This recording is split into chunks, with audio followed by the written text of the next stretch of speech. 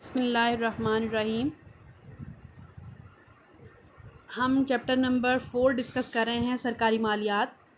Last lecture में आप लोग सरकारी मालियात के हवाले से उसका इंट्रोडक्शन, उसमें सरकारी और निजी मालियात में डिफरेंस क्या है और कौन सी सिमिलैरिटीज़ हैं, कौन से उनमें मुश्तरका खसूसियात हैं और उनमें फ़र्क क्या है, ये हम डिस्कस कर चुके हैं। आज का जो हमारा टॉपिक है वो है सरकारी वसूलियाँ और टैक्स कल्चर।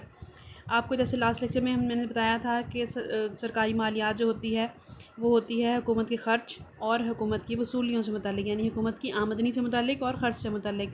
हम यहाँ पर डिस्कस करने जा रहे हैं हुकूमत की आमदनी, कि हुकूमत आमदनी कैसे हासिल करती है या हुकूमत वसूलियाँ कैसे बनाती है। तो उसके लिए हमारा टॉपिक है सरकारी वसूलियाँ और टैक्स कल्चर। हुकूमती शोबे की वसूलियाँ कौन कौन सी है? हुकूमत अपनी आमदनी जिन ज़राए से हासिल करती है उन्हें दो हिस्सों में तकसीम करते हैं, ठीक है। पहला आपका टैक्स कल्चर है, ठीक है, और दूसरा है नॉन टैक्स, ठीक है। दो तरह के सोर्सेज हैं हुकूमत के आमदनी हासिल करने के, एक है टैक्स सोर्सेज और दूसरा है नॉन टैक्स सोर्सेज। अब टैक्स सोर्सेज जो हैं, टैक्स वसूलियाँ नंबर 1 और नंबर 2, ये देखिए ये टैक्स वसूलियाँ नंबर 1 पे और ये नंबर 2 पे नॉन टैक्स वसूलियाँ हैं, ठीक है। अब इन दोनों को बारी बारी हम यहाँ डिस्कस करेंगे। ये आपका टैक्स यानी महसूलाती वसूलियाँ, ये वाली चीज़ आ जाएगी। इसमें हम टैक्स से रिलेटेड पढ़ेंगे सारा, कि हुकूमत की आमदनी का सबसे बड़ा ज़रिया हम पढ़ते हैं कि टैक्स होता है, ठीक है। ये टैक्सों की इकसाम आगे आएंगी, बराह रास्त टैक्स है, बिलवासा टैक्स है, मुतज़ायद है, मुतनासिब है, ये सब किस्में आप यहाँ पे पढ़ेंगे आगे चल के। उनका जस्ट यहाँ पे नाम डिस्कस किया हुआ है कि हुकूमत जो है अपनी आमदनी मुख्तलिफ तरह से हासिल कर सकती है और हुकूमत जो है वो आमदनी जो हासिल करती है उसको अवाम को बराह रास्त उसको ख़र्च करने के लिए नहीं देती, बल्कि हुकूमत जो है मुख्तलिफ तरह के तरक्याती मनसूबे बनाती है और लोगों की आमदनी बढ़ाने के लिए बहुत सारे प्रोजेक्ट शुरू करती है, अवाम की फ़लाह बहबूद के लिए ख़र्च करती है। जैसे कि हम पहले भी डिस्कस कर चुके हैं कि अवाम की फ़लाह बहबूद पर हुकूमत ने ख़र्च करना है, इस तरह से कि लोगों को बहुत सारी सहूलियात फ़राहम करनी है। सेहत आमा की सहूलत है, जैसे आपके सरकारी हॉस्पिटल्स होते हैं, रोड्स बनानी हैं, डैम बनाने हैं, नहरें बनानी हैं, इसके अलावा पुल तामीर करने हैं, शाहराहें तामीर करनी हैं, बंदरगाहें तामीर करनी है। ये सारा कुछ जो है ये हुकूमत इन्हीं जो टैक्स हम देते हैं हुकूमत को, तो हुकूमत इन्हीं टैक्स की मदद से, इसी टैक्स की रकम की मदद से क्या करती है कि लोगों को फ़लाह बहबूद का काम करती है। अब यहाँ पर आ जाएँ, टैक्स कितनी तरह का होता है, ठीक है। टैक्सों की इकसाम कह लीजिए कि टैक्स कितनी तरह का होता है। नंबर 1 है दरामदी और बरामदी महसूलात। महसूल जो होता है ना, उर्दू इंग्लिश में टैक्स बोलते हैं, उर्दू में महसूल बोलते हैं इसको। महसूलात जो है महसूल की जमा है, ठीक हो गया। दरामदी और बरामदी, सबसे पहले दरामदी और बरामदी समझ लीजिए। जो अशिया हम अपने मुल्क से बाहर के मुल्क में भेजेंगे उसको कहेंगे बरामदात, ठीक है, और जो अशिया हमारे मुल्क में आएंगी यानी हम बाहर के मुल्क से मंगवाएंगे उनको कहेंगे दरामदात। इंपोर्ट्स और एक्सपोर्ट्स, एक्सपोर्ट एग्जिट से निकला है, इंपोर्ट्स इंट्री से निकला है, ठीक है। एक्सपोर्ट और इंपोर्ट ये दोनों जो है चीज़ें यहाँ पे ये ज़हन में बिठा लें कि जो भी चीज़ें आप बाहर से मंगाएंगे और बाहर के मुल्क में भेजेंगे उन दोनों पर टैक्स लगेगा, ठीक है। उस पर हुकूमत आप पे कुछ शरह से आप पे टैक्स लगाती है जो कि आपको कीमत के साथ अदा करना पड़ता है। यही वजह है कि जो इम्पोर्टेड आइटम्स होते हैं आप देखते हैं अक्सर के बाहर के मुल्क से जो अशिया आई हुई होती हैं वो थोड़ी महंगी होती हैं। इसकी एग्जांपल मैं आपको इस तरह से दूंगी, जैसे आप लोग देखते हैं, बड़ी छोटी सी एग्जांपल है आप लोगों से रिलेटेड के, जैसे फेयर एंड लवली है, कहते हैं ये इंडियन है, ये पाकिस्तानी है, ये मलाइशियन है, ये कोरियन है, या इस किस्म की कुछ और क्रीम्स अगर आप यूज़ करते हैं कि ये फ़लाँ क्रीम जो है फ़लाँ कंट्री से आई है तो ये इतनी इसलिए बाजी ये इतनी महंगी है, दुकानदार आपको इस तरह से कहता है। तो उसकी वजह क्या है? वजह ये है कि उस साथ जो आपकी इंपोर्ट ड्यूटी है वो ऐड हो चुकी होती है। क्लियर हो गया?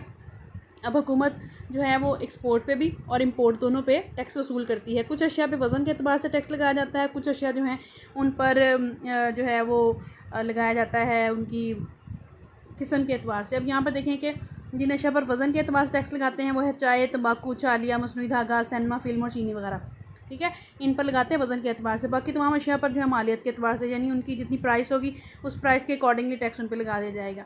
अब जो गैर ज़रूरी अशिया होती हैं उन पर ज़्यादा टैक्स लगाया जाता है, ठीक है। हुकूमत जो है वो जो जिन अशिया पर बिल्कुल टैक्स नहीं होता वो हैं दालें, अनाज, ठीक है, खादें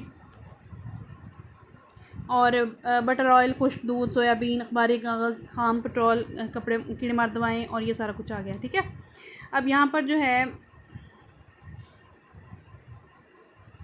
सेकंड वन हम डिस्कस करेंगे। अब दरामदी और बरामदी महसूलात हमारा क्लियर हो गया। उसके बाद हम डिस्कस करेंगे यहाँ पे मरकज़ी एक्साइज़ ड्यूटी।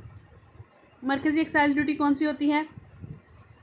एक्साइज़ कहते हैं हुकूमत ने बाज़ जो मुल्की अशिया होती हैं उन पर भी टैक्स लगाया हुआ होता है, यानी अगर वो एक जगह से दूसरी जगह जाएंगी, चाहे वो थोड़ा सा फासला ही तय करेंगी, तो उन पे टैक्स लगाया जाएगा। उनको कहते हैं एक्साइज़ ड्यूटी। ठीक हो गया। वैसे तो आपको पता है कि इंटरनेशनल बाउंड्री क्रॉस करे तो तभी टैक्स लगता है इम्पोर्ट और एक्सपोर्ट आइटम पे, यानी आपके मुल्क से बाहर के मुल्क में जाएँ या बाहर के मुल्क से आपके मुल्क में हैं तब उन पे टैक्स लगता है चीज़ों पे। लेकिन मुख्तलिफ ममालिक ने अपनी ही मुल्क की पैदा की हुई अशिया पे चंद अशिया हैं जिन पर उन्होंने टैक्स लगाया हुआ है। वो जब भी क्रॉस होंगी, बॉर्डर क्रॉस करेंगी, एक शहर से दूसरे शहर जाएंगी, और सरहद क्रॉस करने के बजाय मुख्तलिफ शहरों में ही जब वो मूव करेंगी तो उन पर टैक्स लगाया जाएगा। उसको कहते हैं मरकज़ी एक्साइज़ ड्यूटी। तो लिहाजा ये भी हुकूमत की आमदनी का बहुत बड़ा ज़रिया है। मरकज़ी एक्साइज़ ड्यूटी दो तरह की होती है, ठीक है। एक होती है वज़न या मिक़दार के लिहाज से, दूसरी होती है मालियत के एतबार से। ठीक है, वज़न या मिक़दार के हिसाब से, और दूसरी होती है मालियत के एतबार से। जैसा कि यहाँ पे दोनों डिस्कस किए हैं आपकी बुक में भी। पाकिस्तान में ज़्यादातर ड्यूटी कहते हैं वज़न के एतबार से होती है, मालियत के एतबार से कम होती है। अब ये एक्साइज़ ड्यूटी का क्लियर हो गया होगा आपको। अब नेक्स्ट है आपका इनकम टैक्स और कॉर्पोरेट टैक्स। इनकम टैक्स कौन सा होता है? इनकम, जैसा कि नाम से ज़ाहिर है, आमदनी में जो टैक्स लगाया जाएगा उसे कहेंगे इनकम टैक्स। जैसे जैसे किसी शख्स पर आमदनी जिसकी बढ़ेगी उस पर टैक्स भी बढ़ता चला जाएगा, आमदनी कम होगी तो टैक्स भी कम होगा। अब उसके बाद है कॉर्पोरेट टैक्स। कॉर्पोरेट टैक्स कौन सा होता है? जो कॉर्पोरेशंस पे लगाया जाता है। कॉर्पोरेशंस क्या होती हैं? अंजुमन इमदाद बाहमी के इदारे, ठीक है, मुश्तरका सरमाए की कंपनियाँ, इन पे जो टैक्स लगाया जाता है इनको कहते हैं कॉर्पोरेट टैक्स। सही हो गया।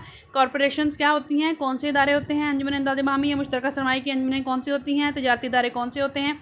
ये वो इदारे होते हैं जो कि लोगों ने मिलकर अपने फ़ायदे के लिए कायम किए हुए होते हैं, ताकि उससे मुनाफा कमाया जाए, जिसका मेंबर एक नहीं होता बल्कि एक से ज़्यादा मेंबर्स होते हैं। ठीक है, उसे कहते हैं मुश्तरका सरमाए की कंपनी। जहाँ पर बहुत सारे लोगों ने सरमाया मिल के लगाया हुआ होता है किसी कंपनी में, तो वो कहलाएगी मुश्तरका सरमाए की कंपनी या अंजुमन।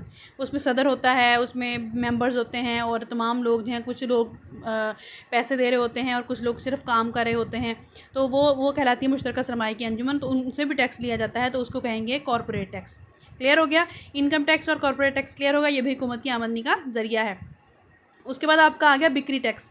बिक्री टैक्स जिसको सेल्स टैक्स बोलेंगे। बिक्री, ये बकरी नहीं है, बिक्री है, ठीक है। बिक्री टैक्स या सेल्स टैक्स, जिसको आप लोग जब भी कोई चीज़ ख़रीदते हैं, बाज़ार से हम ख़रीदते हैं, तो हम देखते हैं कि उसके ऊपर कीमत के साथ लिखा होता है price is equal to retail price plus GST। कभी कोई भी चीज़ आप परचेज़ करें, टूथपेस्ट ख़रीदें या ब्रश ख़रीदें, कोई भी चीज़ आप ख़रीदें जो कि पैक होती है, जैसे शैम्पू ख़रीदते हैं या साबुन ख़रीदते हैं या चाय की पत्ती लेते हैं, तो उसके ऊपर नोटिस करिएगा कि price is equal to retail price plus GST। वो GST क्या है? जनरल सेल्स टैक्स है, जिसकी यहाँ पे बात हो रही है। ठीक हो गया। यानी प्राइस के साथ जो इंक्लूड होगा वो टैक्स किस पे लगता है? बनाने वाले पे लगता है, लेकिन वो उसका बोझ सार्फिन पे शिफ्ट कर देता है, वो ख़रीदने वाले पे लगा देता है। वो उसको कहते हैं GST, जनरल सेल्स टैक्स कहते हैं उसको। पाकिस्तान में जैसे आप चीज़ों पे देखें, मुख्तलिफ प्रोडक्ट्स पे लिखा हुआ होता है रिटेल प्राइस प्लस GST। वो GST क्या होता है? आपका सेल्स टैक्स होता है। ठीक है। पाकिस्तान में जो कारखानों में अशिया बनती हैं वो सारी उस पर टैक्स लगाया जाता है, और वो जो बनाने वाला होता है वो क्या करता है? वो कीमत में शामिल कर देता है। ठीक हो गया। ये 3 पॉइंट यहाँ पे डिस्कस किए हुए हैं कि तमाम बरामदी अशिया पर टैक्स लगाया जाता है, लेकिन वो भी सार्फिन में मुंतकिल करते हैं। पाकिस्तान की अशिया की लाइसेंस पर कहते हैं थोक फरोश अदा करता है, तो सार्फिन पर मुंतकिल कर देता है।